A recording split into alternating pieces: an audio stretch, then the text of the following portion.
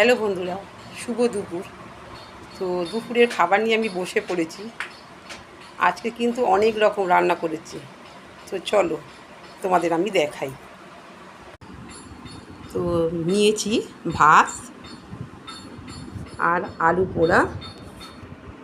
তো আলু পোড়া আমি কাঠেই করেছি। কাঠে করলে খুব সুন্দর হয়, গ্যাসে তো অসুবিধা হয়, তো কাঠেই পোড়ানোটা বেশ সব থেকে বেশি ভালো হয়। আর করেছি মাছের ঝাল, তেলাপিয়া মাছের এই ঝাল। এটা করেছি পেঁয়াজ রসুন দিয়ে, টমেটো দিয়ে, একটু আদা বাটা দিয়েছি। আর করেছি এঁচোড় চিংড়ি। আর করেছি পটলের দোরমা। তো এটাও পেঁয়াজ রসুন আদা দিয়ে টমেটোতে করেছি। এটা বেশ অনেকটাই করেছি, টিফিনে খেয়েছিলাম রুটি দিয়ে। তো এখন 4-5 পিস আছে, তো বেশি খেতে পারবো না, অনেক রকমই রান্না হয়ে গেছে, 2 পিসের মতো খাবো। আর এইটা করেছি ব্যাট পাঁপড়, সাবুর পাঁপড় বলে।